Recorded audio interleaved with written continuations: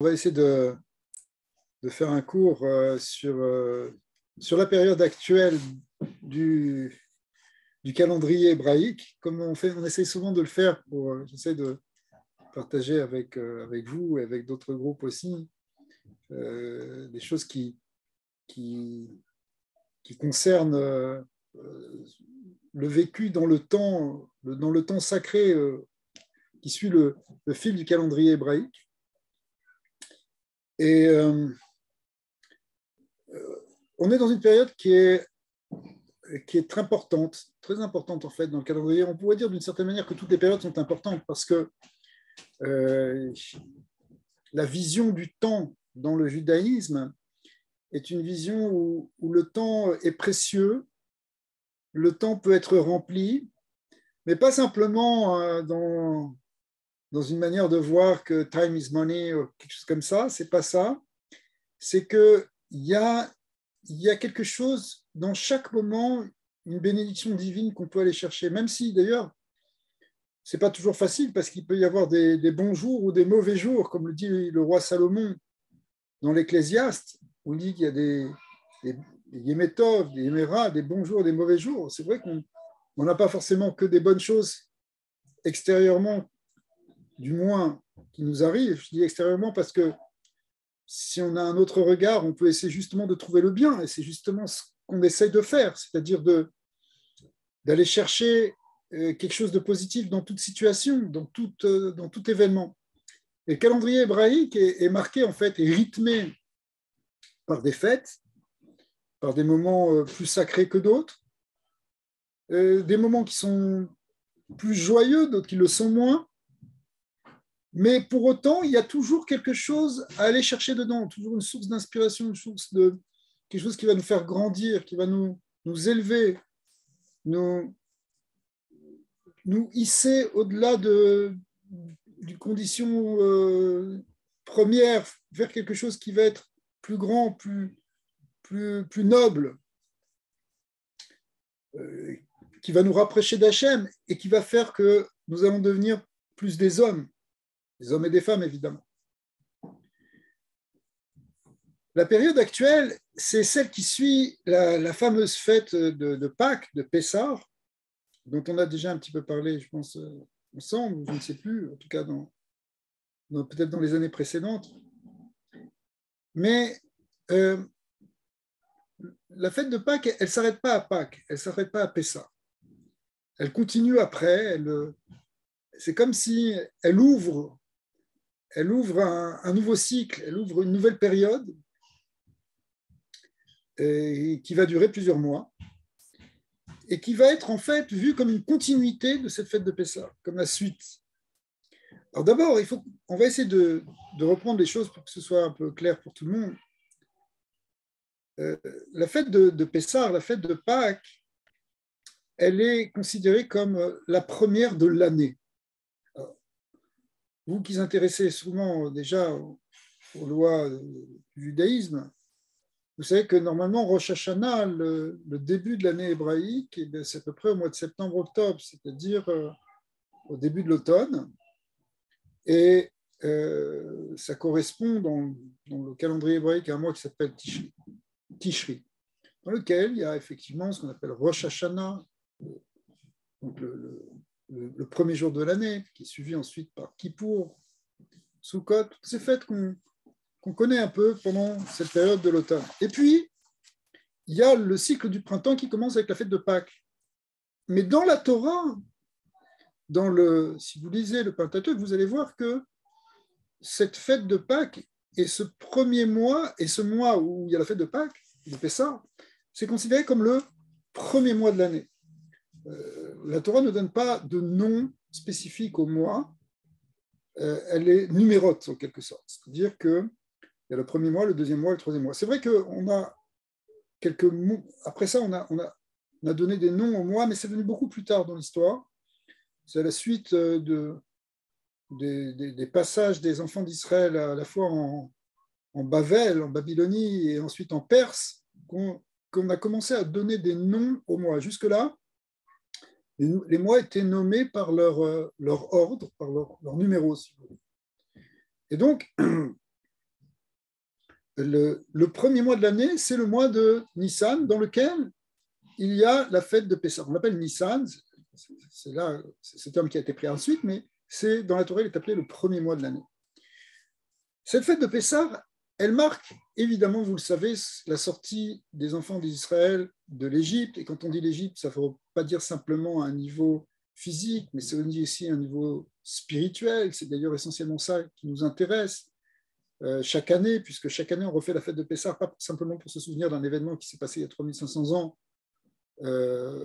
physiquement, mais c'est pour s'inspirer de cet événement, pour essayer de comprendre comment nous, à notre tour, on peut aussi sortir de notre Égypte intérieure, l'Égypte en hébreu se disant Mitzrayim, Mitzrayim qui est en même temps Metzarim, Metzarim qui veut dire l'étroitesse, les obstacles, les limites. Il faut sortir de notre limite intérieure. Si on veut devenir libre, il faut qu'on libère notre âme de l'emprise du corps, que le corps ne soit pas seulement lui qui domine, mais c'est aussi notre âme qui arrive à nous dominer. En fait, il faut libérer notre âme qui vient d'une source élevée, qui vient d'une lumière divine. Il faut qu'elle s'extrait des limites de ce monde. Ce qui veut dire, par exemple, être capable de ne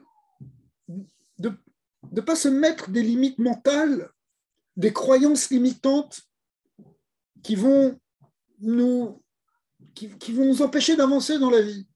Par exemple, je crois sur moi que je ne suis pas capable de ça, je ne peux pas faire ça, de toute façon, je suis un nul, Toutes ces croyances-là, elles enferment notre âme.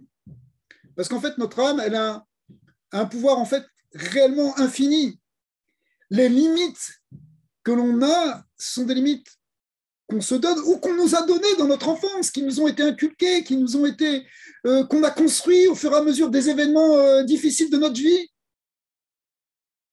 Eh bien, la fête de Pâques, c'est une invitation à se libérer de ces limites-là. On n'est pas simplement, encore une fois, dans la mémoire d'un événement où il y a un peuple qui est sorti d'Égypte, même si c'est aussi très important d'y réfléchir, de réfléchir sur cette idée d'identité de la naissance du peuple d'Israël qui naît à ce moment-là et qui a une mission particulière dans le monde. Et cette mission particulière, c'est justement d'amener cet esprit de liberté, cet esprit qu'on peut dépasser, l'ordre établi, la fin qui est donnée par un monde qui bloque et qui enferme. Le premier, c'était Abraham qui s'est élevé contre l'empire de Nemrod, qui était un empire dictatorial. On voit que ça existe encore, les empires dictatoriaux aujourd'hui. Il s'est élevé, il a dit non, il y a un Dieu qui est infini, vous ne pouvez pas m'enfermer, vous ne pouvez pas me limiter, vous ne pouvez pas m'obliger à penser, vous ne pouvez pas m'enfermer dans l'idolâtrie. L'idolâtrie étant, en fait, créer un obstacle entre l'Éternel, Dieu infini, et nous. Vous ne pouvez pas ça. Notre âme, elle est infinie. Donc, bien sûr que la sortie d'Égypte, c'est venu après, puisque ça, c'est l'époque d'Abraham, alors que la sortie d'Égypte, c'est à l'époque de Moïse. Mais cependant, c'est lui qui a déclenché tout ça. Et il a déclenché pas simplement pour que les enfants d'Israël puissent plus tard sortir d'Égypte, mais pour que nous tous, nous puissions sortir de nos limites. Ça, c'est la fête de Pessah, la fête de Pâques. Il y a ça dans l'univers, il y a ça dans l'atmosphère. C'est d'ailleurs pendant le printemps que ça se passe. Et le printemps, on voit, c'est la nature qui ressort. C'est la vie qui revient après la mort. Vous savez, dans un pays un peu froid, je parle pour chez nous ici, la nature, elle est complètement en sommeil pendant plusieurs mois. Et puis au printemps, tac, ça reprend la vie. C'est une résurrection, c'est quelque chose qui vient, qui brise les limites pour retrouver la vie, pour refleurir, ressurgir, repousser, regrandir. Eh bien, cette idée-là, on peut se la prendre pour nous. Les maîtres de la Torah nous disent même que ce n'est pas simplement pendant la fête de Pâques, ce n'est pas simplement pendant cette période du printemps qu'on peut faire ça, c'est tous les jours qu'on doit imaginer qu'on sort d'Égypte, c'est tous les jours qu'on doit se renouveler et sortir. Une vie qui n'est pas renouvelée chaque jour, c'est une vie qui dort, c'est une vie qui est en sommeil, qui est en attente. Le matin, on se réveille, on peut se dire c'est un nouveau jour, ce que je n'ai pas fait hier, je peux le faire aujourd'hui. cet aspect-là, c'est le premier mois de l'année. C'est le principe premier, en fait, du judaïsme. C'est le message premier. C'est tu peux toujours dépasser les obstacles. En fait, c'est intéressant qu'on se rencontre aujourd'hui parce que dans le calendrier hébraïque, c'est une date très spéciale qu'on appelle, je veux dire en hébreu, qu'on appelle Pessar Sheni, le deuxième Pessar, le deuxième fête de Pessar. Bien que la première fête de Pessar, enfin la fête de Pessar, celle dont on parle toujours, c'était exactement il y a un mois, le 15 Nissan, 14 et 15 Nissan, et que nous sommes maintenant dans le deuxième mois du calendrier hébraïque, c'est-à-dire ce qu'on appelle aussi le mois de Iyar, qui veut dire le mois de la luminescence, le mois de la lumière, parce qu'on continue dans la lumière. Eh bien, le 14 de ce mois, c'est-à-dire aujourd'hui, si vous prenez un calendrier hébraïque, c'est un jour spécial qui est écrit aussi dans la Torah, un peu plus loin dans le Pentateuque, dans le livre des Nombres, Bamidbar, dans la troisième section qu'on appelle Baalotecha, troisième paracha du livre des Nombres, où là-bas, ça commence comme une histoire. Ça se passe la deuxième année, celle après la sortie d'Égypte. On est sorti donc le 15 Nissan, la première année, c'était donc, on est sorti à Pessah, mais un an après, les enfants d'Israël sont dans le désert, ils viennent d'inaugurer le Mishkan, c'est-à-dire le tabernacle. Ils font la fête de Pessah. Deuxième fois qu'ils font la fête de Pessah, en fait, c'est la première fois qu'ils le font en dehors d'Égypte. La première fois, c'était en Égypte lui-même. Et là, c'est la première fois qu'ils le font en tant que rituel, comme nous on le fait aujourd'hui. Bon, évidemment, avec des différences, parce qu'à l'époque, il y avait même un sacrifice qui était fait, le sacrifice pascal, l'agneau qu'on consommait. Mais voilà que un certain nombre d'individus viennent et disent à Moïse, il dit, mais on n'a pas pu faire Pessah, on n'a pas pu faire cette fête, on n'a pas pu manger le Corban Pessah. Pourquoi on ne devrait pas le manger? Pourquoi on ne peut pas le manger? Pourquoi? Alors il a dit, mais pourquoi? Parce que tu nous as dit que si on était impur, si on avait été au contact par exemple d'un mort, eh bien on n'a pas le droit de manger, on n'a pas le droit d'approcher en tout cas ce sacrifice, on ne peut pas faire ce sacrifice. Vous savez que dans le temple, et avant même dans le tabernacle, qui était le prototype du temple, un temple portatif en quelque sorte, eh bien pour faire les sacrifices et pour s'approcher, pour rentrer dans le temple, il fallait absolument être pur. Et alors, les lois de pureté, elles sont longues et nombreuses. Elles sont d'ailleurs beaucoup développées dans le livre du Lévitique. Mais le niveau le plus profond de l'impureté, c'est celui qui vient au contact de quelqu'un qui est mort, ou de la mort. Et pour se purifier, ça demande d'ailleurs un rituel assez complexe, celui de la vache rousse, une fameuse vache qui était complètement brûlée, dont on récupérait les cendres, ça pouvait durer des années, et ces cendres. Et on les diluait petit à petit dans de l'eau vive et on aspergeait. Enfin, il y a tout un rituel pour sortir de ce degré d'impureté le plus grand qui est l'impureté de la mort. Et si on est dans cet état d'impureté, on ne peut pas faire le sacrifice, y compris le sacrifice pascal, le sacrifice de Pessah. Il y a une autre raison d'ailleurs pour laquelle on ne pourrait pas faire le sacrifice, c'est si on ne se trouve pas au bon endroit à ce moment-là. Après, quand il y avait le temple, il fallait être à Jérusalem pour faire le sacrifice pascal, le sacrifice de Pessah. Les gens qui ne montaient pas à Jérusalem, on dit monter parce que Jérusalem est vu comme l'endroit le plus haut, les gens qui ne montaient pas à Jérusalem pour la fête de Pâques ne pouvaient pas faire le Pessah avec le Corban, avec le sacrifice, avec l'animal. Ils ne mangeaient que les galettes, que les matzot et les herbes amères. Mais voilà que des gens viennent voir Moïse et lui disent, mais pourquoi, Lama Nigara, pourquoi est-ce que nous, on va manquer cette mitzvah, on va manquer cette manière de se rapprocher de Dieu? Pourquoi on ne peut pas se rapprocher, nous, d'Hachem? L'idée de faire un sacrifice et de consommer un sacrifice, le mot sacrifice en hébreu, c'est pas sacrifice, c'est korban. Korban, ça vient du mot karev, qui veut dire s'approcher. Quand quelqu'un il amène une offrande, c'est pour se rapprocher de Dieu. Et ils ont un argument extraordinaire, ils disent, mais pourquoi est-ce qu'on ne pourrait pas s'approcher d'Hachem? pas s'approcher d'Hachem. On a perdu quelque chose parce qu'on a enterré quelqu'un, parce qu'on a trouvé quelqu'un qui était mort, on l'a enterré. Et maintenant, à cause de ça, on perd cette mitzvah, on perd cette possibilité de s'approcher.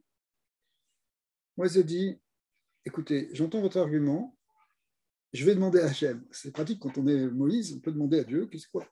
D'accord. Donc, Moïse va demander à Dieu, il revient et leur dit, effectivement, Dieu a entendu votre requête et vous allez avoir un deuxième Pessah. Pessah bis, une deuxième fête. On peut encore récupérer. Ce qui est intéressant, ça veut dire, comment ça se fait? Tu as raté un événement, tu as raté un événement. Ça veut dire, tu n'as pas pu faire quelque chose. Attends l'année prochaine. Qu'est-ce que je peux faire maintenant? Le train, il est passé, le train, il est passé. C'était un rendez-vous, tu n'étais pas au rendez-vous. Non. Hachem, il vient et il te dit, ok, j'ai entendu leur argument, on va faire un deuxième Pessah. De là, les maîtres de la Torah ont appris quelque chose d'extraordinaire, en particulier le Rabbi Lubavitch, on n'a pas beaucoup parlé de ça. On a toujours une deuxième chance. Même si on n'a pas réussi une première fois, même si on était impur, c'est-à-dire qu'on n'était pas bien, qu'on n'était pas capable de se rapprocher d'Hachem à ce moment-là, eh bien, ne désespère pas. On peut toujours recommencer. Il y a toujours une autre manière. Il y a toujours une autre ouverture qui va se trouver. La pire des choses, c'est de penser que ça y est, j'ai raté, c'est fini, allez, ça y est, ma vie, elle est terminée. C'est dommage, quand j'avais été jeune, j'avais été plus intelligent. Ouais, pourtant, on a toujours l'impression qu'on subit les conséquences de nos erreurs. Oui, c'est vrai. C'est vrai. Mais d'un autre côté, Dieu est infini. Dieu est illimité. Il est au-delà de l'espace, au-delà du temps, au-delà de... Et justement, la croyance limitante qui fait que tu penses que c'est terminé, c'est de celle-là que tu peux sortir aussi. De ça aussi, tu peux te libérer. Ce deuxième Pessah vient nous apprendre que n'enferme pas, ne t'enferme pas et n'enferme pas Dieu dans des limites.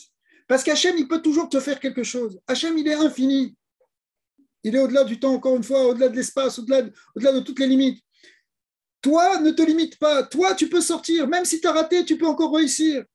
Même si tu n'as pas bien fait, tu peux recommencer. Et tu peux recommencer. Ne t'arrête pas. Rabbi Nachman de Breslav, il a donné une autre expression, mais qui correspond à ça. Il a dit, il n'y a pas de désespoir. Il n'y a pas à désespérer dans l'univers. Pourquoi? Parce que Dieu, il est partout. C'est marqué clairement dans les Tikkuné Zohar, dans les grands livres de la Kabbalah, hein, qu'il n'y a pas un lieu, un endroit où Dieu il soit pas. Dieu, il est dans tout, il est partout. Ça veut dire quoi, il est dans tout, il est partout? Ça veut dire, il n'y a rien qui peut réellement faire obstacle entre toi et lui, puisqu'il est partout. C'est-à-dire, partout, c'est aussi un sens spirituel. Dans toutes les situations, tu peux te reconnecter avec Hachem. Dans toute difficulté, tu peux dépasser et trouver une porte pour rentrer dans une relation avec le divin. Ne t'enferme pas, n'enferme pas Hachem. C'est marqué dans les Tikkuné Hazor, une expression magnifique. Quand on y réfléchit, c'est fabuleux. Il y a un verset dans le Cantique des Cantiques qui dit, en hébreu, ça s'appelle Meler Asur Bareatim, un roi enchaîné dans des chaînes, pris dans des chaînes. Le roi, hein, le Zohar, il comprend le roi, c'est qui? C'est Dieu. Qu'est-ce que ça veut dire que Dieu il est enchaîné dans des chaînes? Et le Zohar dit Bereate des mocha. Il est enchaîné dans les chaînes de ton esprit, de ton cerveau. Notre cerveau enferme Dieu. Regardez comme c'est beau. Dieu, il est infini. Évidemment qu'il n'est pas limité. Il n'est pas enfermé par quoi que ce soit, mais il est enfermé dans ta tête. C'est toi qui vois les choses de manière limitée. C'est toi qui enfermes les choses. Et quand tu enfermes Hachem. Libère Hachem, mais en te libérant toi-même. La fête de Pessah et de Pessah Sheni, qui est la reprise de Pessah, eh bien, c'est cette idée-là. Cette idée qu'on n'est pas limité. Et qu'il ne faut pas limiter la réalité. La réalité n'est pas limitée. Elle est limitée par ton esprit. Ah, vous allez me dire, d'accord, c'est bien beau, mais en fait, il y a des contraintes. Oui, il y a des contraintes. Bien sûr, il y a des choses extérieures. On nie pas qu'il n'y a pas aussi d'autres forces qui s'opposent. Mais la puissance de ce qu'on appelle la Emouna, elle va jusque-là. Elle va jusqu'au fait que, non, on considère qu'il n'y a pas il n'y a pas de limite réellement. Le seul qui maintient tout le monde, c'est Hachem, qui est infini. Rabbi Shimon Bar Yochai, dont on va fêter cette semaine ce qu'on appelle la Iloula, c'est-à-dire son anniversaire, sa fête. Iloula, ça veut dire une fête. On va faire la fête pour Rabbi Shimon Bar Yochai, le 33e jour du Homer, un moment dans le calendrier hébraïque aussi très important. Il a été confronté, lui, justement, à des difficultés extérieures très grandes, immenses, de quoi désespérer totalement, de quoi perdre tout sens de l'existence, perdre sens de l'envie de vivre. Qu'est-ce qui lui est arrivé? Il est arrivé d'abord, et surtout, c'est essentiellement ça qui est arrivé, il a vécu un événement majeur, tragique pour toute l'histoire du peuple juif. C'est l'événement de la destruction du deuxième temple par les Romains. Donc, il a vécu à peu près il y a 2000 ans. Les Romains ont détruit le second temple et ont marqué le début du fameux exil, l'exil qu'on appelle l'exil de Édom ou l'exil de Rome, il y a plusieurs manières de l'expliquer, qui a duré à peu près 2000 ans. Jusqu'à maintenant, mais beaucoup de maîtres aujourd'hui pensent qu'on est déjà sorti de cet exil-là, on est déjà dans une autre phase, on a déjà mis un pied dans autre chose, qui est l'ère messianique, etc. Mais peut-être on en reparlera. Rabbi Shimon Bar Yochai, qui était déjà un grand maître de la Torah, qui était plus jeune que les grands maîtres, que Rabbi Akiva, c'était par exemple son maître, ou Rabbi Meir, dont on fait la fête aujourd'hui aussi, le jour de Pessah Sheni, c'était aussi quelqu'un qui était un peu plus âgé que lui, mais qui était de sa génération, avec qui c'était un de ses collègues. On les voit, si vous avez l'occasion d'étudier un peu la Mishnah ou le Talmud, vous allez voir ces noms, Rabbi Akiva, Rabbi Meir, Rabbi Shimon. Ce sont les plus grands maîtres de la Torah orale. Hein. Toute cette Torah orale, elle est sortie de Rabbi Akiva, elle a été transmise par Rabbi Meir, toutes les Mishnayot, enfin la Mishnah, les Rabbi Shimon Bar Yochai, qui nous a transmis la plupart de la base des explications qui vont construire le Talmud par la suite. Ce qu'on appelle le Sifri, le Sifra, la Mechita, enfin tous ces livres-là qui sont la base de la Torah orale, elle est venue de cette génération-là.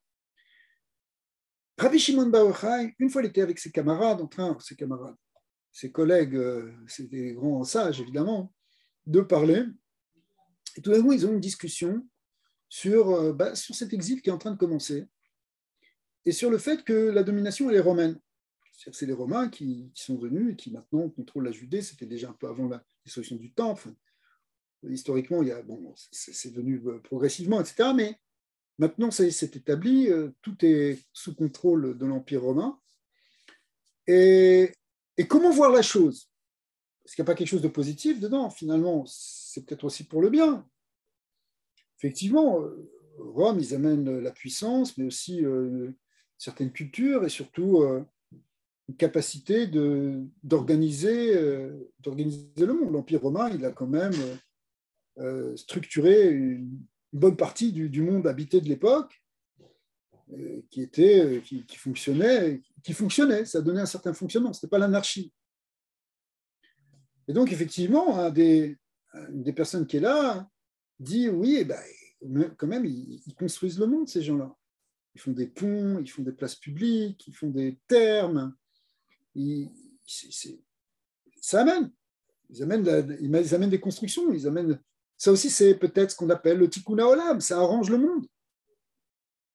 Il faut qu'il y ait des gens qui bâtissent, qui transforment la nature sauvage en un lieu de civilisation. Donc, merci à Rome. Bon, il y a eu une discussion entre plusieurs. Rabbi Shimon Bar Yochai, il a dit, d'une manière assez extrémiste, il a dit, tout ça, ça vaut rien. Tout ça, ça vaut rien. Et oui, tout ça, ça vaut rien, parce que vous savez pourquoi ils font des ponts? Ils font des ponts pour prélever des taxes. Ils font des places publiques et des thermes pour faire aussi des lieux de volupté, de débauche. Autrement dit, Rabbi Shimon dit, l'intention qui est derrière, elle n'est pas bonne. Ils construisent le monde, mais ce n'est pas un monde pour faire résider Hachem. Nous, on doit construire un monde pour faire en sorte que Dieu réside dans ce monde, pour qu'il y ait l'harmonie, qu'il y ait la paix, qu'on puisse voir la présence divine. Mais si tout le but de cette construction, c'est simplement pour remplir tes désirs, que ce soit des désirs d'argent, des désirs d'autre chose, alors ce n'est pas tourner vers Dieu, c'est tourner vers toi, c'est tourner vers ton propre plaisir, ton propre désir, de gagner, de faire encore plus, de recevoir plus, de prendre. La construction qu'on doit faire, c'est une construction où on donne, une construction où il y a une générosité, où il y a un échange, où il y a du bien. L'Empire de Rome, et après, ce n'est pas simplement Rome. Pour prendre des exemples encore jusqu'à aujourd'hui, tout ce qu'ils construisent et tous ces gratte-ciels qu'ils font, c'est pourquoi qu'ils le font. D'accord ? Que ce soit à l'Est, que ce soit à l'Ouest, que ce soit en Amérique, que ce soit en Chine, que ce soit en Russie. Pourquoi vous construisez ce monde ? À quoi il sert ce monde ? Qu'est-ce que vous allez en faire ?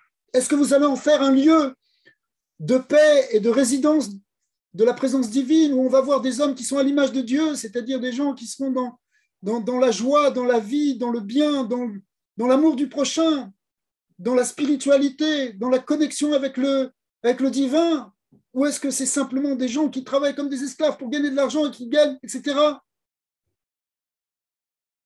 Rabbi Shimon bar Yochai a dit, cet empire romain, ça vaut rien. C'est extrémiste, évidemment. Bon, c'est parti aux oreilles des autorités. Il a su qu'il était menacé, évidemment, s'il se faisait prendre, il était condamné à mort. Donc il s'est enfui, lui et son fils se sont enfuis dans une grotte, dans une caverne. C'est toute une histoire qui est racontée dans le traité Shabbat, page 33, et qui nous parle de cette histoire de Rabbi Shimon qui sont restés 12 ans, après ils sont restés une 13e année dans cette grotte, et là-bas ils avaient un miracle, il y avait une source d'eau qui est venue devant la grotte, et un caroub qui s'est mis à pousser, et se nourrissait d'un caroub et d'un peu d'eau, et ils ont vécu une vie complètement détachée de la matière, tel point qu'ils s'étaient enterrés dans le sable pour ne pas user leurs vêtements, et ils ne faisaient qu'étudier, ils étaient dans une lumière très grande. Ce qui représente symboliquement quelque chose d'extraordinaire, c'est que Rabbi Shimon bar Yochai et son fils, ils sont capables, ils ont affronté dans leur corps tout l'exil du monde, la caverne dans laquelle ils vont, ça représente le monde obscur, le monde où Dieu est voilé littéralement, où c'est l'enfermement. Mais là-bas, dans cet enfermement, ils ont dit non, c'est pas vrai, Dieu il n'est pas enfermé, Dieu n'est pas limité, c'est là-bas qu'ils ont révélé la Torah. Moïse avait révélé la Torah en haut du mont Sinaï. Eux, ils l'ont révélé au fond de la caverne, c'est-à-dire l'inverse de la montagne. C'est sous la montagne, si vous voulez. C'est-à-dire, il y a une Torah qui se révèle sur le mont Sinaï, où, en pleine lumière, avec des bruits, avec des éclairs, Dieu se révèle. Mais il y a un endroit où Dieu est complètement voilé, complètement caché, dans le sable. Vous savez que le mot sable en hébreu, ça se dit chol. Et chol, c'est le même mot que profane. Dans l'endroit du sable, dans l'endroit profane, ils sont allés trouver la Torah, ils sont allés trouver Dieu, ils ont dit Dieu n'est pas limité, il est absolument partout. Même dans l'exil, même dans la noirceur, même lorsque les choses sont finies, limitées, on a l'impression que c'est terminé. Quand sera reconstruit le temple? On ne sait pas, on est au début de l'exil, c'était juste au début de l'exil, ça pouvait être complètement catastrophique. Il y avait des gens qui étaient désespérés. Le Talmud nous raconte qu'à un moment, il y avait Rabbi Akiva, le maître de Rabbi Shimon, qui lui aussi était clairvoyant d'une manière extraordinaire, qui se promenait avec d'autres sages de la Torah. Ils sont passés sur les ruines encore peut-être fumantes même du temple. Et l'endroit où il y avait le Saint des Saints, l'endroit le plus sacré où personne ne pouvait rentrer à part le grand prêtre une fois par an, le jour le plus sacré, le jour de Kippour. Eh bien, dans cet endroit le plus sacré, ils ont vu un renard qui passait. Et ça leur a rappelé cette prophétie qui disait que ce renard allait fouler ce parvis. Alors les maîtres se sont mis à pleurer. Et Rabbi Akiva s'est mis à rire. Scandale. Maintenant on dit, mais Rabbi Akiva, mais pourquoi est-ce que tu ris? Et lui, il leur a répondu d'une manière très fine. Il dit, mais vous, pourquoi vous pleurez? Ils ont dit, pourquoi on pleure? Parce que voilà, la prophétie est en train de se passer. Et toi, pourquoi tu ris? Mais moi, je ris parce que si cette prophétie, elle se passe, alors l'autre prophétie, celle qui est marquée dans le livre de Sophonie, de Tséphania, qui nous dit qu'un jour, à nouveau, des enfants couriront dans les rues de Jérusalem, des personnes âgées seront assises sur des bancs en train de parler sur les bancs de Jérusalem. Eh bien, cette prophétie aussi viendra. Si la première prophétie, celle de la destruction, s'est réalisée, alors les autres prophéties, celle de la reconstruction, aussi se réalisera. Oui, mais bon, d'accord, ça se réalisera, mais ça va se réaliser dans combien de temps? Ça s'est réalisé d'ailleurs. Aujourd'hui, vous allez à Jérusalem, dans la vieille ville de Jérusalem, vous avez des enfants qui jouent, qui courent, et des personnes âgées qui sont là en train de discuter sur un banc à l'ombre. Ça s'est réalisé.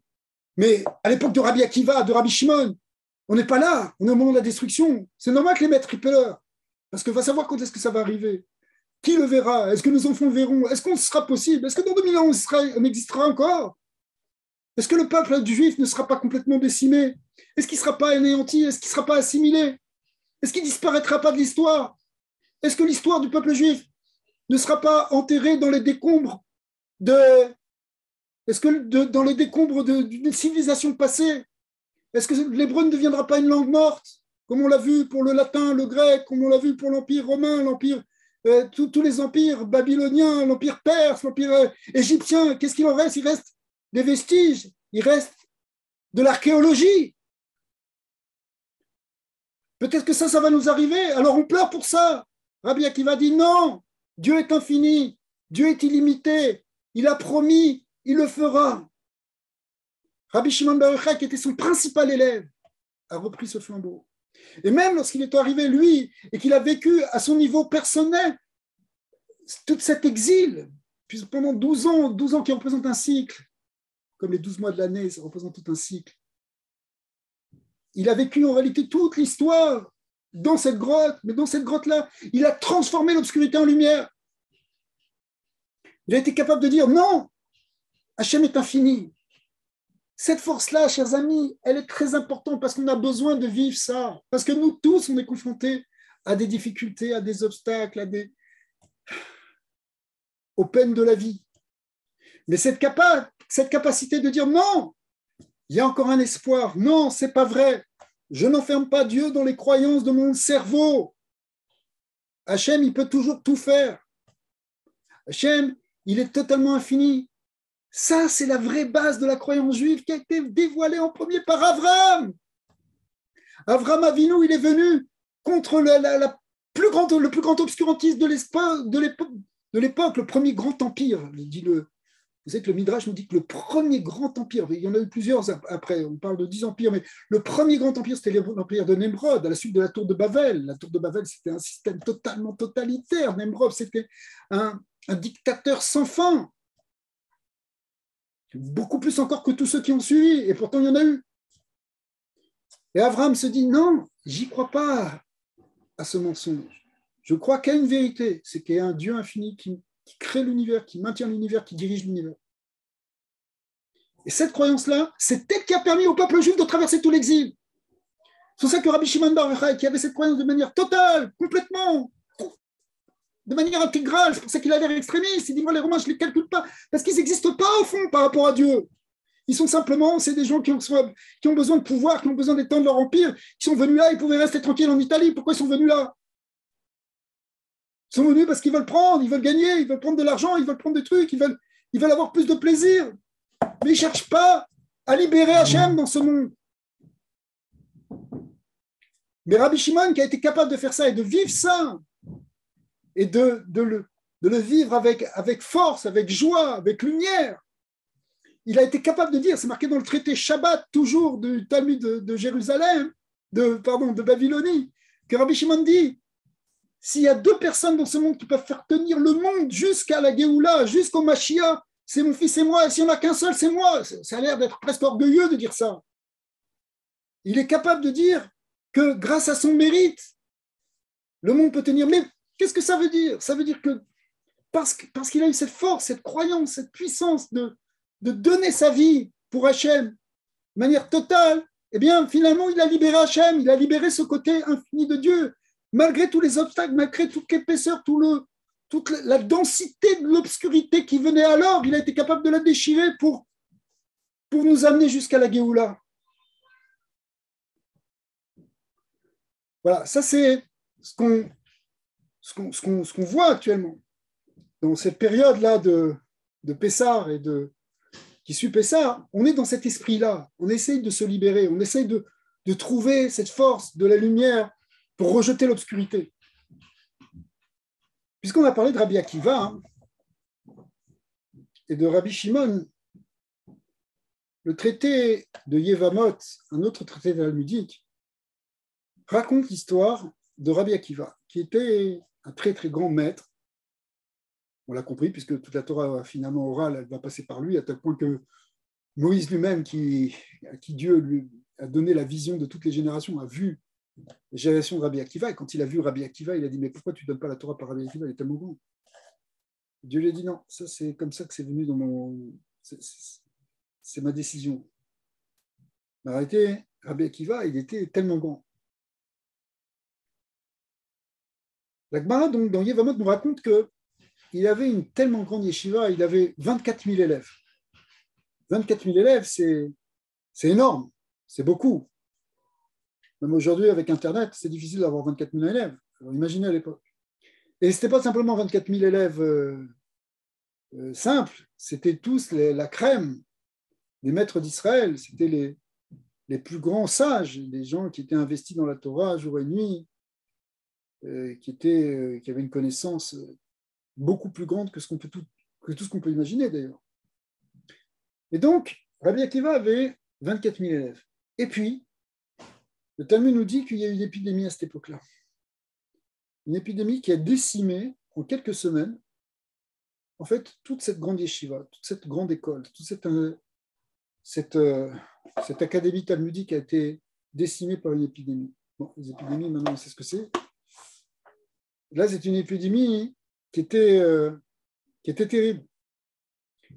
Mais, comme toujours, le Talmud veut avancer une raison. Il y a toujours une raison mystique, spirituelle.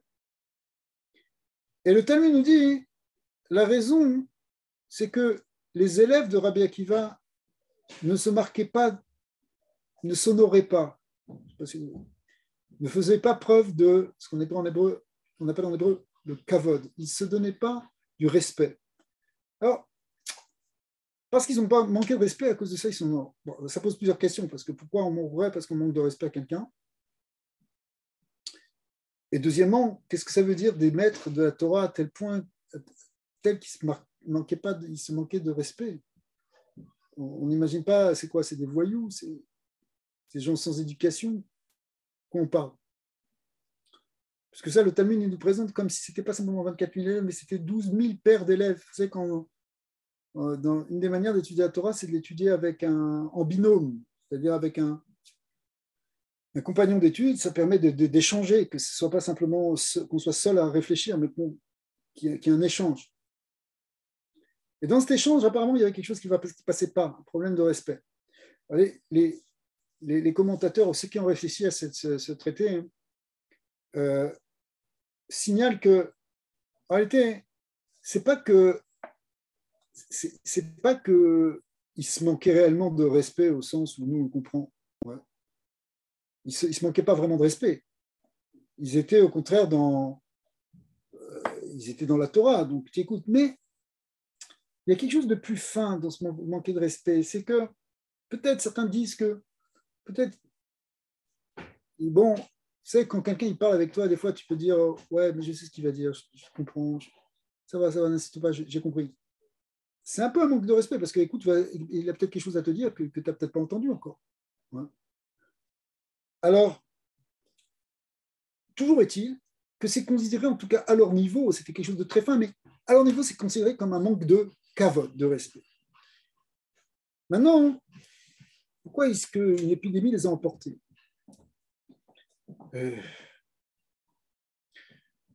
Une des manières d'expliquer les choses, c'est que Rabbi Akiva, il avait un enseignement tellement élevé, tellement profond, que pour mériter cet enseignement, il fallait être à un certain niveau.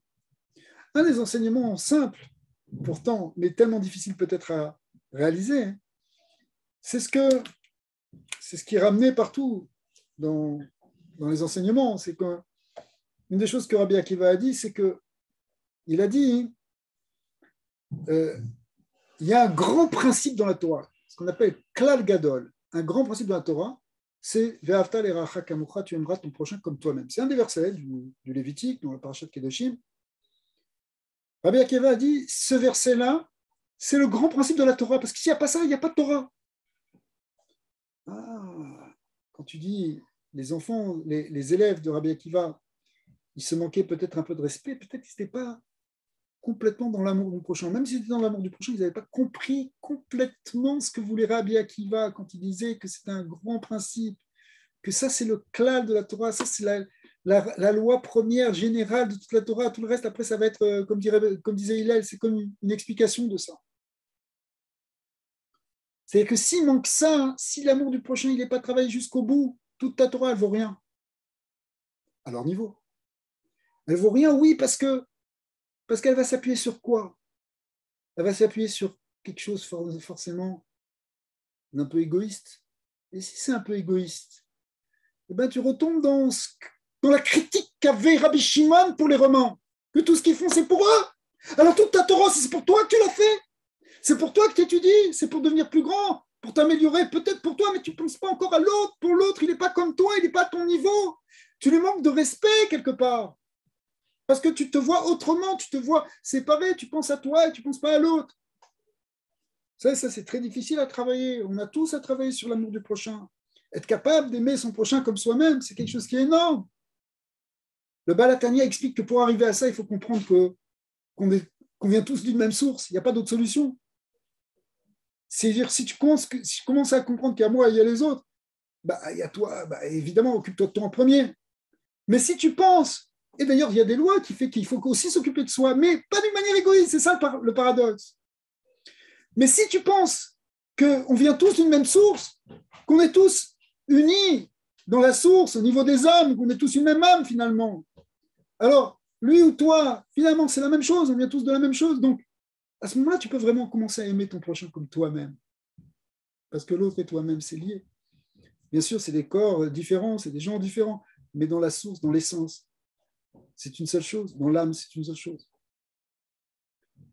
S'il manque ça, cette Torah des grands maîtres, elle ne passe pas. Si elle ne passe pas, ils ne peuvent pas transmettre la Torah de Rabbi Akiva.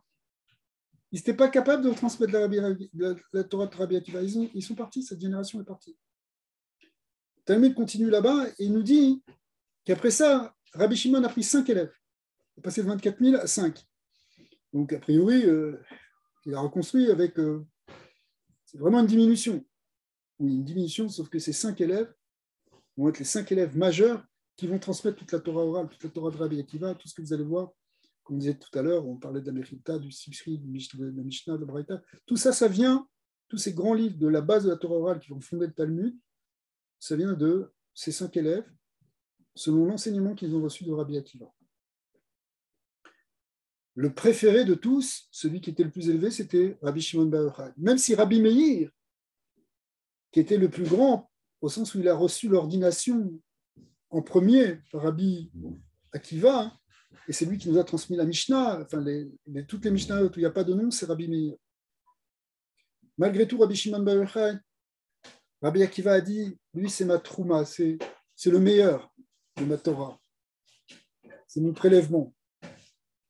Et quand il a fait ça, il nous a montré en réalité que ces maîtres-là, ces 5 maîtres, en particulier Rabbi Shimon bar Yochai, sont des gens qui ont vraiment compris le principe de Rabbi Shimon, le principe qu'il avait Rabbi Akiva, que Ve'afta l'eracha kamocha, tu aimeras ton prochain comme toi-même.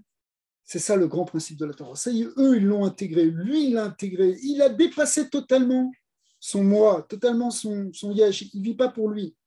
C'est pour ça qu'il est intransigeant, Rabbi Shimon bar Yochai. C'est pour ça qu'il dit non, les Romains, je ne veux pas. Parce que s'il y a une once d'égoïsme, s'il y a une once d'intérêt personnel, c'est pas de volonté, c'est pas du bien. Ça empêche de construire vraiment le monde qu'on veut, qui est le monde où Hachem puisse résider. Alors, la suite de cette période qu'on est en train de vivre, puisque là, je vous parle de ces maîtres de la Torah, parce que c'est de ça dont on parle aujourd'hui, dans cette semaine, et dans les cours de Torah, qu'on est en train de faire maintenant. En tout cas, je ne sais pas si ailleurs c'est comme ça. Et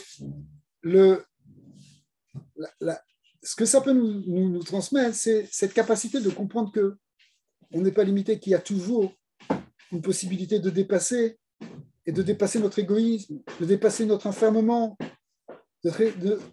cette limite du moi, cette limite de l'ego.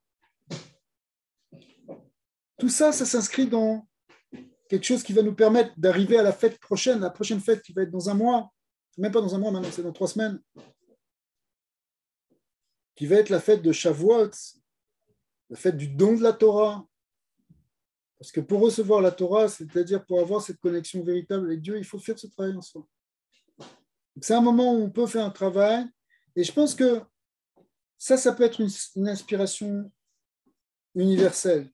Je vous ai raconté des histoires ici des maîtres de la Torah, mais c'est quelque chose qu'on peut, je pense qu'il peut servir d'inspiration pour tous, pour tout le monde.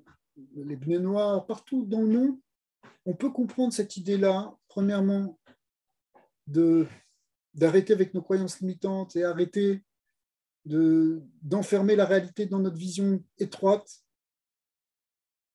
Deuxièmement, être capable de se dépasser ce qui va en même temps, si vous voulez. En même temps qu'on veut dépasser cette vision, en même temps, il faut dépasser notre égoïsme, notre ego. Le fait qu'on soit seulement tourné vers soi. Parce que ça, c'est pas de la Torah, ça, c'est pas encore le but de l'existence, c'est pas encore la finalité du monde. La finalité du monde, c'est qu'Hachem réside, mais pour que Hachem réside, il faut qu'il y ait des êtres qui aient dépassé leur égoïsme. Sinon, on retourne dans cet enfermement, on retourne dans ses limites, on retourne dans cette étroitesse qu'on appelle en hébreu le mitzraïm, metzarim, cette étroitesse qui est la limite idolâtre de la vision du monde, de la vision de soi. Et au contraire, on peut le dépasser, il faut le dépasser, Bezat Hashem, on va le dépasser. Voilà. Est-ce que vous avez un peu des remarques ou des questions? C'est bienvenu.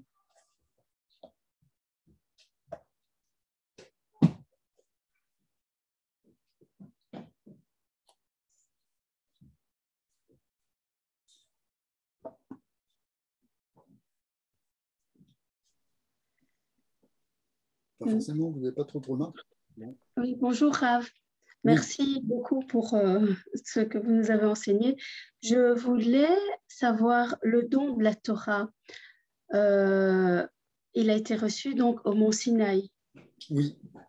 Et est-ce que on dit toujours, enfin de ce que je crois savoir, qu'il y avait le peuple juif et les 70 nations. Mais je n'arrive pas à savoir comment les nations ont reçu à ce moment-là la Torah. Alors, c'est marqué dans... Il y a un verset, en fait, à la fin de la Torah, enfin, à la fin du Pentateuch, dans la paracha Zot HaBeracha, la dernière paracha de la Torah, qui nous dit que Dieu a brillé à Séhir. Il est venu sur la montagne de Séhir, il est venu sur la montagne de Paran. Et les maîtres du Talmud, en vérité, le premier, c'est Rabbi Shimon Bar Yochai qui expliquait ça.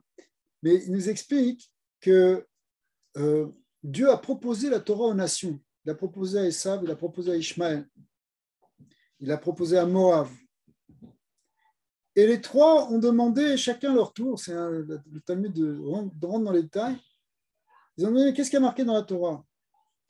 Édom, qui est Rome, qui est Esav, a demandé qu'est-ce qui est marqué. On lui a dit c'est interdit de tuer.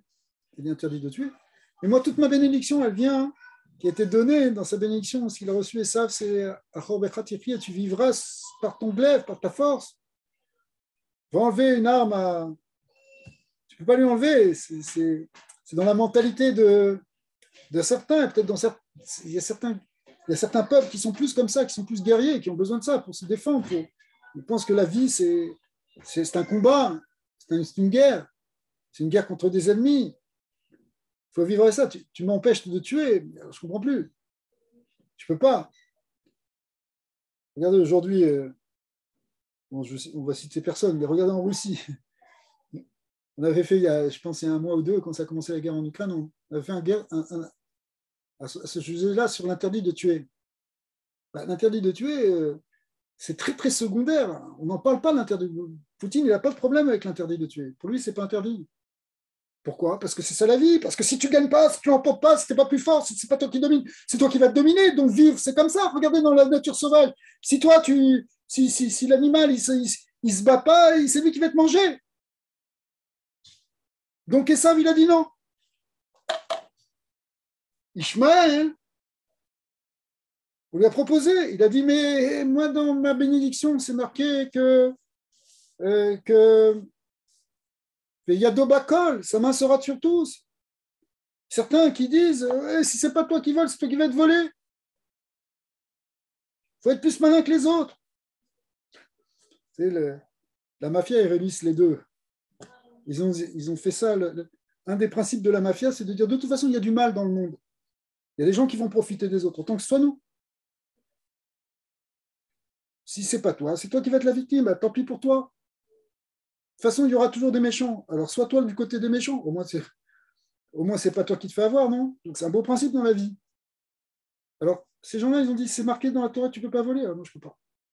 Ils ont refusé. Même chose pour Moab. Moab, c'était... On lui a demandé, c'est interdit d'adultère. C'est interdit aussi dans les 10 commandements. Quoi? Moi, je viens de là. Comment... Tu m'enlèves ma vie si tu me limites dans ça. Pas possible, je ne peux pas. Il n'y a plus de plaisir, il n'y a plus de bonheur dans la vie. Ça sert à quoi? Moi, je ne veux pas de cette Torah. La Torah qui te limite sur ça, ce n'est pas possible. Donc, ce sont des illustrations, évidemment. C'est un midrash, d'une certaine manière, une parabole, pour nous faire comprendre que les nations, dans leur ensemble, en fait, n'étaient pas prêtes à recevoir la Torah. C'était pas prêtes parce que ces 3 mitzvot qu'on vient de mentionner, qui sont mentionnés justement dans ces passages, ces 3 mitzvot qui font partie des 7 mitzvot Béné Noir. Donc, ça, c'était pas intégré. En vérité, même la nation d'Israël n'était pas complètement prête. Elle aussi n'était pas prête. Il a fait que Dieu les pousse, les force. Et ça, c'est pas facilement. Après ça, ils sont retombés dans le veau d'or. Il y a eu des histoires. Et pourquoi il y a eu des exils? Ils n'étaient pas prêts. Mais Akadosh Baruch Hu les a choisis. Il avait ses raisons. Et bon gré, mal gré, finalement, les bénis d'Israël ont accepté la Torah complètement. Le Talmud, dans le Shabbat, il nous dit qu'ils l'ont complètement accepté que presque 1000 ans plus tard. À l'époque, vous savez, dans le rouleau d'Esther, où on parle des enfants d'Israël qui étaient menacés de destruction, mais là-bas, si on lit bien les versets, on voit qu'ils ont fait tchouva et qu'ils ont vraiment accepté à ce moment-là complètement cette Torah, dans un moment où ils étaient au contraire pas obligés de la recevoir. Donc ça a pris du temps aussi pour que la Torah du Sinaï soit complètement acceptée par Israël. Donc c'est pour vous dire que le monde n'était pas prêt encore. En fait, si on regarde bien ce qui est écrit dans les livres de la Chassidoute et de la Kabbalah, ce qu'on attend avec le Mashiach, avec le Messie, en fait, on attend un événement qui est de type Matan Torah, qui est du type de ce qui s'est passé au Sinaï, c'est-à-dire un nouveau don de la Torah. Et les Chachamim nous disent que ce ne sera pas une nouvelle Torah, ce sera simplement un niveau plus profond de la Torah qui va se révéler. Mais cette fois-ci, cette Torah, elle doit être révélée, elle doit être acceptée aussi par toutes les nations. En tout cas, les 7 mitzvot Béné Noir doivent être acceptés par toutes les nations. Parce que sinon, ça ne va pas marcher. Ça ne peut pas être simplement un petit groupe de gens qui décident de vivre selon des bons principes et puis il y a toujours encore du mal dans le monde. Et c'est ça qui est compliqué. C'est ça qui est très compliqué parce qu'on voit effectivement qu'il y a des mitzvot, les 7 mitzvot Béné Noir, qui peuvent être... il y a beaucoup de gens qui veulent, qui les cherchent. Pas simplement les gens qui sont au courant des mouvements de Béné Noir, mais au fond, il y a beaucoup de gens qui aspirent à la paix, qui aspirent au bien, qui aspirent à un monde de paix, sans meurtre, sans vol, sans viol, sans... Il y a beaucoup de gens de bonne volonté. La plupart, on pourrait dire même que la plupart de l'humanité, elle cherche ça. Mais tant qu'il y a encore aussi des minorités agissantes et qui dominent et qui dirigent et qui transgressent de manière... C'est ce qui est intéressant dans ce midrash qu'on a cité tout à l'heure. Ce n'est pas simplement le fait qu'il y ait une transgression des mitzvot. C'est que c'est que ces transgressions-là, elles sont considérées comme des principes qu'on ne peut pas bouger. C'est-à-dire, je ne peux pas imaginer un monde où on ne tue pas. Pour nous, je ne sais pas, ça peut paraître choquant de dire une chose comme ça. Et pour des gens, oui, c'est vrai, ils ne peuvent pas imaginer ça parce que c'est ça la vie. La vie, il faut se battre. C'est-à-dire, l'histoire de Moab, là, les interdits au niveau de la sexualité, il y a beaucoup de gens qui vont vous dire, mais ça, non, c'est pas possible. Au contraire, c'est pas ça la liberté. Nous, on veut la liberté qui est pas d'interdit, qui est plus d'interdit. Au contraire, mettre des interdits, c'est quelque chose qui nous enferme. Donc, on ne veut pas, on va en faire un principe.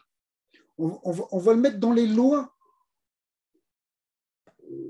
On le voit aujourd'hui avec les problèmes de ce que représente la famille. La famille, c'est vraiment le point, on pourrait dire, le plus touché dans le monde occidental, surtout. Parce que non seulement, bon, le concept de famille est laissé de côté, et les gens ne cherchent pas spécialement à faire des enfants et à construire, etc. Mais même l'édifice, même le modèle même de la famille tel qu'il est vu dans la Torah, c'est-à-dire un homme et une femme qui se marient et qui essaient d'avoir des enfants, si on les a, c'est grâce à Dieu. Et si on se marie grâce à Dieu, c'est pas toujours, on ne peut pas forcément, mais au moins le fait qu'on ait essayé, qu'on ait voulu, qu'on ait vu ça comme un modèle, ce modèle-là, il est remis en question. Une famille, elle peut être faite avec 2 hommes, 2 femmes, tout ça, les transgenres. On a complètement cassé, et ça, on veut l'institutionnaliser comme une base. On a cassé justement une des 7 mitzvot Béné Noir, qui est la notion de famille finalement. Ça, c'est plus problématique, si vous voulez. C'est plus problématique que le fait qu'il y ait des gens qui transgressent. Des gens qui transgressent, ok, il y a ce qu'on appelle le Yetzer Hara. Normalement, il faut qu'on arrive à le dominer. C'est ça le but, qu'on arrive à se maîtriser. Mais bon, qu'il y ait des gens qui transgressent, d'accord, c'est grave, c'est pas bien. Mais si ça devient permis, si ça devient la norme maintenant, ça c'est plus grave, tu as changé la norme.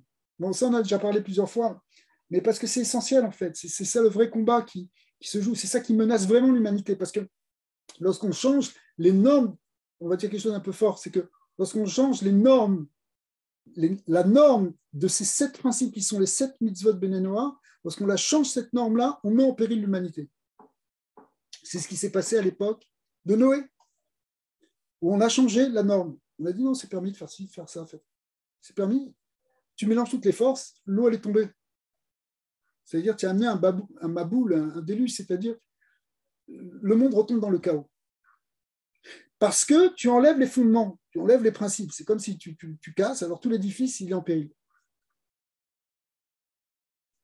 Donc, le don de la Torah, c'est vrai qu'on va revivre là au niveau des fêtes juives ce don de la Torah, mais en même temps, il y a une idée de se préparer à un autre don de la Torah, à une nouvelle ouverture, à une nouvelle connaissance, une nouvelle conscience. On voit dans les versets d'Isaïe ou d'autres que la période messianique et le Messie, c'est la connaissance de Dieu qui se révèle sur terre. Donc c'est la connaissance, la conscience, la grandeur d'esprit, l'intelligence. Mais encore une fois, pas une intelligence qui est tournée vers nos désirs. Ça, c'est l'intelligence de Rome, si vous voulez, symboliquement. C'est ce dont ne voulait pas Rabbi Shimon. Et oui, ils sont très intelligents, bien sûr, c'est des grands ingénieurs, ils font des ponts extraordinaires.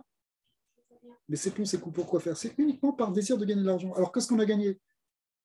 Qu'est-ce qu'on a transformé dans ce monde? Donc, l'intelligence dont on parle à l'époque messianique, c'est le Deat Hashem, c'est celle qui est tournée vers Dieu, qui est tournée vers l'amour d'Hashem et l'amour du prochain.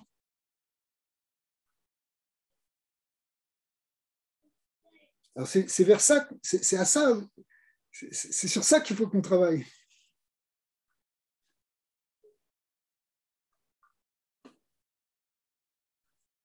Je crois qu'on ne vous entend pas, Nadine. Excusez-moi, je disais merci beaucoup pour votre réponse. Et du coup, nous, en tant que Ben Noir, comme on s'est engagé envers les 7 lois de Noé, concrètement, dans 3 semaines, lors de la fête de Shavuot, comment on doit le vivre en fait? On doit le vivre finalement alors comme les Juifs, du fait qu'on s'est engagé envers les lois de Noé, ou bien, enfin, concrètement, je ne sais pas trop qu'est-ce que je dois faire en fait? Alors, c'est une question qui amène plusieurs types de réponses. C'est-à-dire qu'il y a plusieurs avis sur ça dans les maîtres actuels, les rabbins qui s'occupent justement des milieux du mouvement Bnei Noach. Ils donnent plusieurs réponses. Certains disent, bon, on peut le faire un peu plus, un peu moins, la fête, etc. Même chose pour Shabbat. Est-ce qu'on a quelque chose? Est-ce que... Ça, c'est toute une discussion. Je pense que d'ailleurs, Tzipora pourra peut-être vous donner des indications là-dessus, parce qu'elle connaît bien les différentes réponses, certains courants qui ont apporté des livres de prière, etc. Maintenant, c'est sûr que d'une manière générale, on ne demande pas aux Bnei Noach de vivre les fêtes juives selon les lois du judaïsme, forcément, parce que effectivement, si maintenant vous vous engagez au 613 mitzvot, je vais vous dire oui, mais sinon, c'est sûr qu'il n'y a aucune obligation en tout cas. Mais par contre, évidemment, si vous voulez vous inspirer, s'il y a quelque chose qui... Moi, je pense que c'est... Je ne sais pas, maintenant je suggère, après je ne sais pas, il y a peut-être d'autres qui vont suggérer autre chose, mais je pense que c'est un moment, justement, on peut écouter des cours sur ça, on peut avoir, je ne sais pas, une inspiration, des lectures, reprendre justement une étude de la Torah qui porte sur cette mitzvot ou sur autre chose, mais quelque chose qui effectivement, qui nous rapproche. C'est intéressant ce que vous dites parce que la fête de Shavuot, comme ça rappelle le nom de la Torah, ça rappelle en fait aussi l'engagement des enfants d'Israël. C'est-à-dire que de même que vous avez fait un engagement pour cette mitzvot, en fait, le nom de la Torah, c'est un engagement des Bnei Israël pour les 613 mitzvot. C'est pour ça, mais c'est même vu dans certains cas presque comme un processus de conversion. Quand quelqu'un se convertit au judaïsme, il prend sur les 613 mitzvot, en fait, c'est quoi essentiellement l'acte de conversion? C'est accepter les 613 mitzvot. Et donc, ça rejoint la fête de Shavuot où il y a eu une acceptation de la Torah, des 613 mitzvot. Donc, c'est vrai, peut-être que c'est un moment pour vous de repasser par votre engagement, de se renforcer dans cet engagement. Parce que quand on s'engage, en fait, on s'engage, mais on peut toujours aller plus loin, plus profond, plus se dire, voilà, qu'est-ce que je vais faire de nouveau? On peut essayer de se dire, voilà, concrètement, qu'est-ce que je peux faire de plus? Tout ça, c'est des questions qu'on peut se poser, des choses qui peuvent nous enrichir. Je pense que ça pas simplement dans le monde d'Israël, mais même dans le monde de Noir. Merci beaucoup, Rav. Avec plaisir. Oui, Rav. Oui. Merci pour le cours. Et si vous me permettez de rebondir un petit peu justement là-dessus, et c'est vrai que pour les Bnei Noach, on n'a pas la même... les fêtes ne sont pas vécues pareil, mais c'est vrai qu'éventuellement, on peut faire un repas en famille, rappeler nos 7 mitzvot, à quoi ils correspondent, justement, comme vous l'avez dit, rappeler notre engagement, en parler en groupe aussi, et justement, faire un petit briefing, comme on dit, sur nos engagements, parce que c'est vrai qu'il est important. Nous, chez nous, on a mis sur la porte l'engagement, on l'a collé sur la porte, et ce qui fait que ça permet toujours de le revoir. Et comme il est dit, tu écriras sur les poteaux de ta maison. Le fait de mettre son engagement sur la porte d'entrée, en plus, tout le monde peut en profiter. Ça interpelle les gens et dire, tiens, c'est quoi ce truc? Et le fait, c'est vrai, de parler justement de nos mitzvot et de refaire justement le tout, rappeler notre engagement. Tel jour, on a fait un engagement, rappelez-vous, c'était un jour de joie. Et là, c'est un petit peu comme on se retrouvera au Sinaï, quelque part, avec les Bnei Israël. Et donc, je crois que c'est les choses les plus simples, mais se rappeler toujours justement de cette base. Voilà. Je trouve ça une très bonne idée. Je trouve que c'est très, très bien comme idée, effectivement. Et d'ailleurs, c'est ce qu'on fait, en fait, si vous voulez, dans cette fête juive, c'est que pourquoi on refait ça tous les ans? Alors, on va le faire 10 fois, 20 fois, 30 fois, je ne sais pas combien de fois. En fait, parce que la réactivation, le fait de réactualiser quelque chose, un événement personnel ou collectif, c'est quelque chose qui fait qu'on le revit et qu'en le revivant, ça redevient une réalité, on a envie d'avancer, on a envie de progresser. Tout à fait. Donc, si vous il y a plusieurs manières de faire ça. Effectivement, ça peut être une très bonne manière. J'aime beaucoup le fait que vous l'ayez écrit sur la porte de votre maison. Je trouve ça magnifique. Très, très bien. Oui, c'est intéressant justement parce que ça appelle aussi les gens, ils ouvrent la porte, ou ils sortent de la maison, tiens, c'est Exact. quoi? Et ça permet d'en parler, un témoignage aussi. Et Ouais, ouais. la façon de me comporter aussi, c'est un témoignage. Mais je crois qu'il est bon justement de se remettre en question. On s'est engagé à plusieurs dans la famille. C'est vrai, faire un repas et dire voilà, aujourd'hui, à chaque repas, généralement, on ne fait pas de cours spécifiques ou pas de réunion spécifique, mais à chaque repas, il n'y a pas un repas où on ne parle pas de Torah.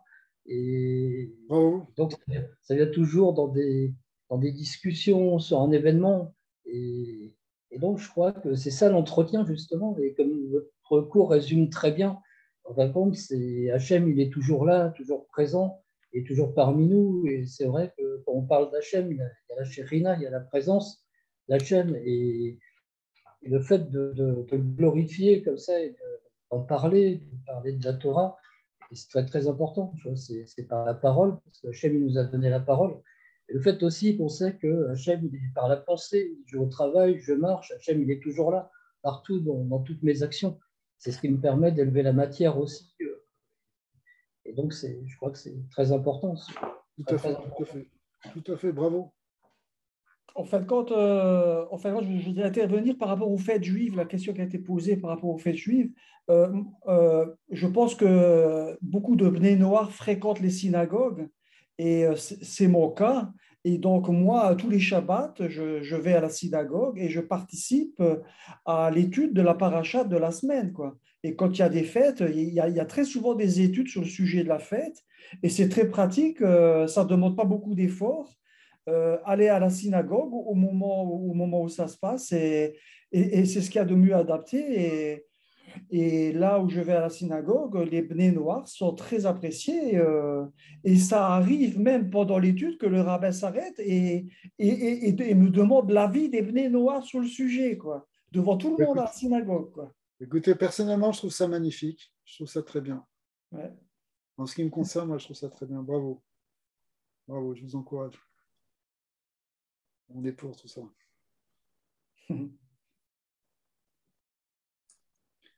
C'est très bien.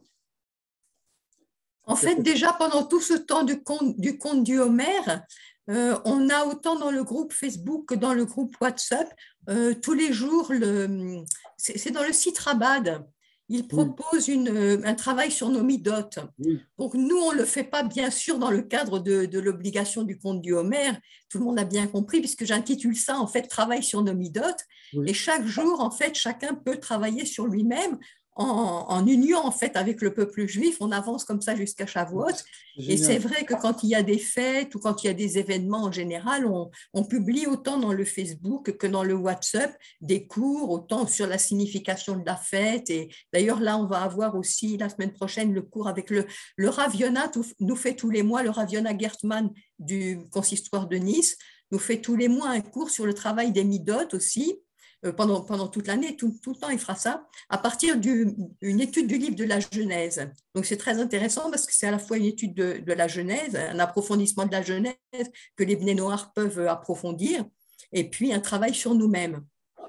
Et là, juste avant Shavuot, on aura un cours aussi avec le Rav Nissenbaum, et c'est toujours des cours très, très, très profonds, justement, pour voir la signification de la fête pour nous. Donc, autant dans le Facebook que dans le WhatsApp, et puis dans les cours du dimanche, on a un approfondissement chaque fois des fêtes qui est proposé pour ceux qui veulent, bien sûr. Excellent, bravo. Écoutez, c'est magnifique, c'est très bien tout ça. Cette idée de profiter d'un moment spécifique pour faire un travail particulier, en particulier un travail des midot, je trouve ça génial. Avec des midot, c'est quelque chose qu'on n'a jamais fini et c'est pour ça qu'on le refait tout le temps. On ne fait pas simplement d'ailleurs pendant cette période. Normalement, on doit travailler même sur nos midot en permanence. Mais c'est vrai que quand on profite d'un moment plus porteur, tant mieux. Très très bien. Bravo. Et merci beaucoup, Rav, en tout cas, pour tout l'approfondissement et vraiment porteur d'espérance, en tout cas. Si Dieu. Alors, des bonnes nouvelles, que des bonnes choses et la guérison de tous vos malades. Amen, amen. Amen. Merci, Rav. Merci beaucoup. Bientôt, merci à tous les amis qui se sont joints et aussi aux amis de Montréal. Ça fait plaisir de vous revoir. Merci, Rav. Merci, avec plaisir. Avec plaisir. Merci beaucoup. Avec plaisir, c'est mon plaisir. À bientôt. Bye bye.